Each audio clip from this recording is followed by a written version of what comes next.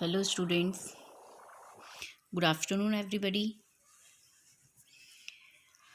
Myself, Monica Sharma from Image English School. My subject is Hindi, Hindi व्याकरण, Hindi grammar. Okay, इसमें मैंने आपको पहले समानार्थी शब्द, पर्यायवाची शब्द एक्सप्लेन किए. फर्स्ट टॉपिक वाज समानार्थी, पर्यायवाची, है ना. नाउ नेक्स्ट टॉपिक था विरोधी शब्द, विरुद्धार्थी शब्द, विरोधी शब्द और विलोम शब्द. ये तीनों एक ही नाम से जाने जाते हैं ना. नाउ थर्ड टॉपिक इज संधि विच्छेद. संधि विच्छेद, संधि विग्रह, है ना. ये 9th और 10th स्टैंडर्ड में तो 2 मार्क्स का आता है ना. संधि विच्छेद 2 मार्क्स के आते हैं. 8th स्टैंडर्ड में भी संधि विच्छेद होता ही है और आप लोग 6th स्टैंडर्ड से संधि विच्छेद करते आ रहे हैं ना. 6th स्टैंडर्ड से ही आपको संधि विच्छेद करना आ जाता है. जॉइन द संधि, डिसजॉइन द संधि, संधि विग्रह और संधि विच्छेद. संधि कीजिए, संधि जोड़िए, संधि मिलाइए, है ना, या संधि विच्छेद कीजिए. इस तरह से क्वेश्चन पूछे जाते हैं. संधि के बारे में प्रश्न इस प्रकार होंगे मतलब 9th और 10th का जो क्वेश्चन पर आता है उसमें क्वेश्चन इस तरह से पूछे जाते हैं कि दिए हुए 4 पर्यायों में से एक गलत संधि बताना और दूसरा उचित संधि विग्रह बताना, है ना. मतलब जो गलत संधि है वो बतानी है, उसकी पैर बतानी है जो गलत संधि है, और एक उचित मीन्स सही विग्रह जो है वो बताना है. या तो इस तरह से क्वेश्चन आता है या इस तरह से, है ना. प्रॉपर क्वेश्चन रीड करिएगा कि क्या पूछा गया है और फिर उसका आंसर सर्च करके लिखिएगा. ओके, ये तो 9th और 10th में इस तरह से आते हैं. और 8th स्टैंडर्ड में तो डायरेक्ट ही मतलब बता दिया जाएगा कि संधि विच्छेद कीजिए, डिसजॉइन द संधि एंड जॉइन द संधि, संधि विग्रह कीजिए, संधि विच्छेद कीजिए, संधि बनाइए, है ना. इस तरह से क्वेश्चन पूछे जाते हैं. नाउ आई एम एक्सप्लेनिंग संधि. ओके, भाषा में शब्दों के मेल का बहुत महत्व है. इससे भाषा सरल और समर्थ बनती है. शब्दों का मेल प्रायः समास या संधि के रूप में होता है. भाषा में संधि का अर्थ है 2 या 2 से अधिक शब्दों का निश्चित नियमों के अनुसार मेल करना, है ना. भाषा में संधि का क्या अर्थ होता है? 2 या 2 से अधिक जो शब्द है उनका निश्चित नियमों के अनुसार उनको मिलाना, मेल करना मीन्स उनको मिलाना, जॉइंट करना, उन दोनों को ऐड करना, 2 शब्दों को साथ में ऐड करना, वह क्या होता है? संधि, है ना. संधि का अर्थ होता है शब्दों का यह मेल उनके अंत्य और आदि वर्ण को मिलाकर किया जाता है. अंत्य मीन्स अंत आखिरी वाला और आदि मीन्स बीच वाला, ऐसे शुरू का. मतलब जो एक शब्द है उसको या तो 2 टुकड़ों में बांट दिया जाए या 2 टुकड़ों को मिला दिया जाए तो वो क्या हो जाएगा? संधि हो जाएगा. आदि वर्ण को मिलाकर किया जाता है जिससे सूर्य प्लस अस्त. अब इन दोनों को साथ में बोलेंगे तो कैसे? इन दोनों को जब ऐड कर दिया जाएगा तो क्या शब्द बनेगा? सूर्यास्त, है ना. अब सूर्यास्त है, सूर्यास्त को हमको संधि विच्छेद करना है तो हम कैसे करेंगे? सूर्य प्लस अस्त, मतलब सूर्य में हम ऐड करेंगे अस्त, तो कौन सा शब्द बनेगा? सूर्यास्त.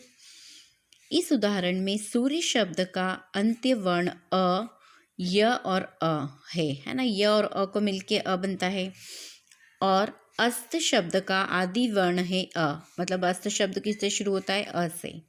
ओके, व्याकरण के नियम के अनुसार अ और अ मिलकर आ हो जाता है ना. जब मैंने आपको एक्सप्लेन किया था ग्रामर तो आपको बताया था कि अ और एक अ और एक अ मिलके क्या हो जाता है? आ हो जाता है. इसलिए य प्लस अ का अ अस्त के अ से मिलकर आ हो गया. सूर्यास्त, है ना. आ सूर्यास्त.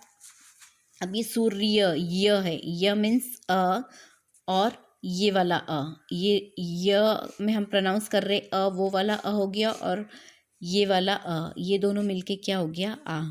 तो क्या हो जाएगा यहाँ पे? सूर्यास्त. आ, है ना, ये वाला प्रोनाउंस होगा आ, सूर्यास्त. अंडरस्टूड. आ मिलकर या हो गया.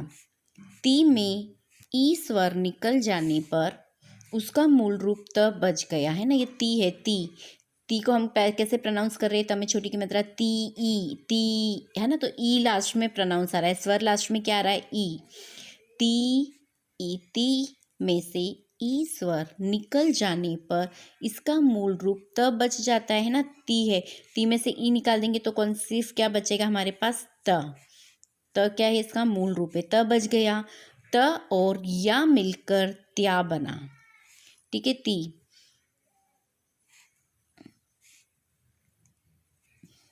त और या मिलकर क्या बन गया, त्या, त्या बना है। सत प्लस जन इक्वल टू सज्जन, है ना। अभी यहाँ पे क्या था, सूर्यास्त था। फिर सेकंड था इति प्लस आदि इक्वल टू इत्यादि। इसमें क्या बताया गया, हाँ यहाँ पर थे ना हम, मैंने आपको एक्चुअली में ये वाला एक्सप्लेन कर दिया, ये एक्सप्लेन करना था। अस्त के अ से मिलकर आ हो गया, इस प्रकार दोनों शब्दों की संधि में सूर्यास्त शब्द बना, है ना, इस तरह से सूर्यास्त बना। सेकंड था इति प्लस आदि इक्वल टू इत्यादि। यहाँ ती, ये वाला छोटा वाला ती, मतलब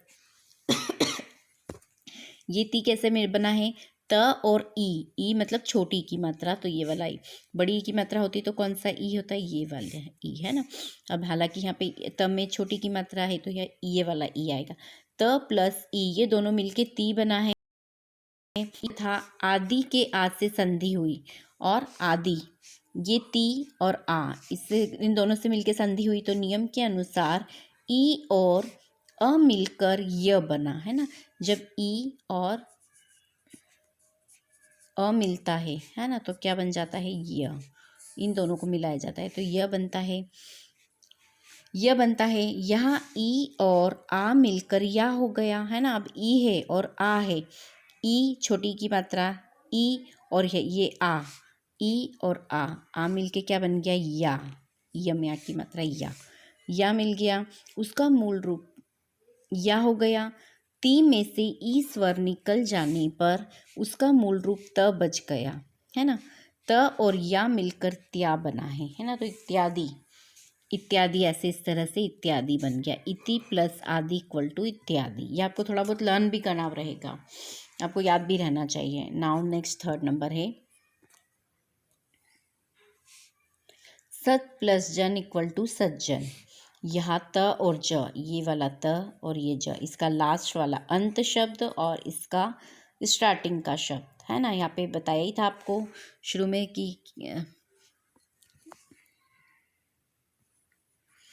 अंत और आदि, अत्य, है ना, ये वाला अंत्य, अंत्य मीन्स अंत, पहला जो शब्द है उसका अंत, पिछले वाला शब्द, और आदि वर्ण, आदि मतलब बीच वाला वर्ण, ये इसका पहला वाला। दो शब्द है तो दो का पीछे लास्ट वाला और सेकंड का फर्स्ट वाला, इन दोनों को मिलाकर क्या किया जाता है, संधि किया जाता है ना।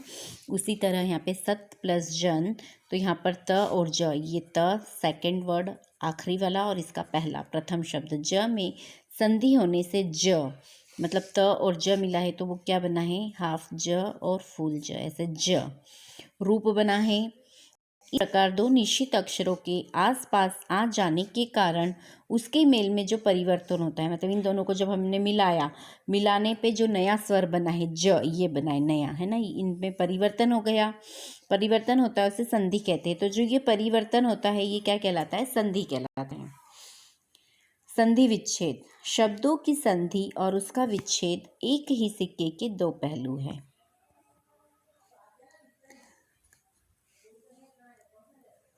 संधि के विच्छेद विग्रह की क्रिया संधि से एकदम उल्टी है। विच्छेद में संधि के कारण आए हुए विकार हटाकर संधि में जुड़े हुए शब्दों को उनके मूल रूप में लिखा जाता है। संधि का संबंध मुख्यतः संस्कृत भाषा के शब्दों अर्थात तत्सम शब्दों से है ना। संधि जनरली किसका रूप है, संस्कृत भाषा का रूप है ना। हिंदी की वर्णमाला संस्कृत की वर्णमाला के अनुसार ही है। उसके अनुसार वर्ण अक्षर दो प्रकार के होते हैं, एक स्वर और एक व्यंजन। जैसे हमारे हिंदी में स्वर और व्यंजन होते हैं ना, उसी तरह संस्कृत में भी स्वर और व्यंजन होते हैं। हिंदी की वर्णमाला और संस्कृत की वर्णमाला एक जैसी ही होती है। जिन वर्णों का उच्चारण स्वतंत्र रूप से हो सकता है या कर सकते हैं उन्हें स्वर कहते हैं ना। जिन वर्णों का उच्चारण एकदम स्वतंत्र रूप से या इजीली अच्छे से किया जा सकता है उन्हें क्या कहते हैं, स्वर कहते हैं। जिनका उच्चारण करने में स्वर की सहायता की ज़रूरत पड़ती है उन्हें व्यंजन कहते हैं। ठीक है, नेक्स्ट, हिंदी भाषा की वर्णमाला में निम्नलिखित 12 स्वर और 33 व्यंजन हैं, है ना। स्वर व्यंजन आपने फर्स्ट स्टैंडर्ड में भी लर्न किए होंगे। उनका इम्पोर्टेंस आपको अब पता चलेगा आगे आके, है ना। इतनी क्लासेस अपने पढ़ ली तब हमको हिंदी का मेन ग्रामर पता चलेगा कि ग्रामर का क्या मीनिंग होता है। और आ ई ऊ ऋषि की, ए की, ओ की, औ की ये जो मात्राएं हैं इनसे क्या मतलब, इनका क्या यूज़ होता है, इनको कैसे यूज़ किया जाता है हिंदी ग्रामर में, है ना। अब ये स्वर हो गए, है ना। स्वर क्या थे हमारे, आ ई ऊ ए ऐ ओ औ अम अह ऋषि और ऋषि, है ना। इस तरह से ये तो स्वर हो गए। और व्यंजन कौन से हुए हमारे,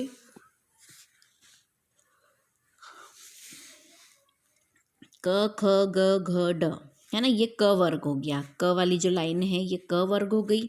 फिर नेक्स्ट लाइन होती है च ज झ ज, है ना। तो ये च वाली लाइन च से स्टार्ट है इसलिए च वर्ग। क से स्टार्ट है तो क वर्ग। च वर्ग में कौन कौन से शब्द आते हैं, च छ ज झ ण, है ना। क वर्ग में क ख ग घ और ड। अब नेक्स्ट है ट वर्ग, है ना। ट वर्ग ट से स्टार्ट होता है तो ये वाली लाइन में कौन कौन से व्यंजन आएंगे, ट ठ ड ढ ण, ये ट वर्ग। फिर उसके बाद त से स्टार्ट है तो त वर्ग हो गया। त में त थ द ध न, त वर्ग। ओके, नेक्स्ट है प वर्ग। प वर्ग प से स्टार्ट होगा, प फ ब भ म। फिर य स्टार्ट होगा, य र ल व, य र ल व ये जो लाइन है वो अंतस्थ है। मैं आपको इसका मतलब समझाती हूँ आगे, अंतस्थ का मतलब। फिर उष्माक्षर, उष्माक्षर श श स ह, और फिर लास्ट वाला है क्षत्रज्ञ। ठीक है, ये कौन से वर्ग हो गए। वर्ग के बाद स्वरों के प्रकार, है ना। स्वरों के प्रकार, स्वर कैसे होते हैं, कितने तरह के स्वर होते हैं, स्वर के प्रकार क्या होते हैं। Now I am explaining. First है ह्रस्व स्वर अ ई उ री, है ना, ये ह्रस्व स्वर है। ठीक है, सेकंड है दीर्घ स्वर। दीर्घ स्वर में क्या आता है, आ ई उ री। और थर्ड है दीर्घ एवं संयुक्त स्वर। दीर्घ और संयुक्त स्वर में ए ऐ ओ औ अम अह। ठीक है, फिर उसके बाद व्यंजनों के प्रकार। क से लेकर म तक के 25 व्यंजनों को बोलते समय जीभ का कोई भी भाग मुख के दूसरे भाग को स्पर्श करता है, इसलिए इन 25 व्यंजनों को स्पर्श व्यंजन कहते हैं। ये 25 व्यंजन है ना। इनको क्या होता है, क से लेकर म तक के, जो क है क से लेके म तक के, मतलब ये जो क है क से लेके म, ये 25 है। देखो 1 2 3 4 5 6 7 8 9 10 11 12 13 14 15 16 17 18 19 20 21 22 23 24 25, है ना। 25 है, हो गए 25। क से लेकर म तक के 25 व्यंजनों को बोलते समय जीभ का कोई न कोई भाग मुख के दूसरे भागों को स्पर्श करता है ना। अब आपने बोला क ख ग घ ड, च छ ज झ ण, ट ठ ड ढ ण, त थ द ध न, प फ ब भ म, है ना। जब हमने ये स्वर व्यंजन बोले तो ये व्यंजन बोलने के समय हमारी जीभ का कोई भी भाग मुख के मतलब मुंह के दूसरे भागों को क्या कर रहा है, स्पर्श कर रहा है। स्पर्श मीन्स टच कर रहा है, इसलिए इन 25 व्यंजनों को स्पर्श व्यंजन कहते हैं। क्या कहते हैं इनको, स्पर्श व्यंजन। उपयुक्त तालिका के अनुसार इन्हें क वर्ग, च वर्ग, ट वर्ग, त वर्ग और प वर्ग में बांटा गया है। नाउ सेकेंड, य र ल और व का उच्चारण स्वरों और व्यंजनों के बीच का है, इसलिए इन 4 व्यंजनों को अर्ध स्वर अथवा अंतस्थ व्यंजन कहते हैं। देखिए अंतस्थन आया ना, ऊपर आपको समझाया था कि अंतस्थन, इस टेबल में अंतस्थल और ऊष्माक्षर, तो अंतस्थल ये होता है।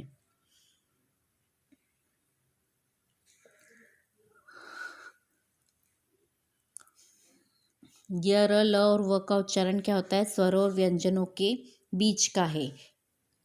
इसलिए इन चार व्यंजनों को, ये जो चार व्यंजन है य र ल और व, इन चार व्यंजनों को अर्ध स्वर अर्थात अंतस्थल व्यंजन कहते हैं, है ना। अंतस्थल व्यंजन और अर्ध स्वर मतलब य र ल व, है ना। य र ल और व है। फिर नेक्स्ट है श श स और ह का उच्चारण करते समय मुंह में एक प्रकार की सुरसुराहट सी होती है ना। श बोलेंगे तो श बोलिए आप, थोड़ा सा वाइब्रेशंस हो गए हैं ना माउथ में। श, स, स और ह का उच्चारण करते समय मुंह में एक प्रकार की सुरसुराहट सी होती है, इसलिए इन्हें ऊष्म व्यंजन कहते हैं। नेक्स्ट है अनुस्वार तथा विसर्ग। अब अनुस्वार क्या होते हैं? अनुस्वार वो होते हैं जो मात्रा के ऊपर बिंदु लगाया जाता है ना, उससे कोई भी शब्द के ऊपर जब बिंदु लगाई जाती है तो उसे अनुस्वार कहते हैं। और शब्द के बाद लास्ट में ऐसे लाइन खींची होती है, ये जो होता है ना, हम संस्कृत में इसको ह कहते हैं। तो ये जो मतलब अनुस्वार, ये विसर्ग लगा है, ये अनुस्वार है। ऊपर जो एक डॉट लगा है वो अनुस्वार है, और ये जो पीछे दो डॉट लगे हैं वो विसर्ग है। ओके। अनुस्वार का उच्चारण ई, म अथवा न की तरह होता है, जैसे गंगा, चंपा, अंत, वंश, हंस आदि। विसर्ग का उच्चारण ह की तरह होता है। विसर्ग का उच्चारण ह की तरह होता है, जिसे प्रातः, दुःखः, क्रमशः, प्रायः आदि, इस तरह से इसका यूज़ होता है। चलिए, this topic come half explained and now next स्वरांत शब्द है ना, from I am explaining in next lecture. Okay, bye, take care.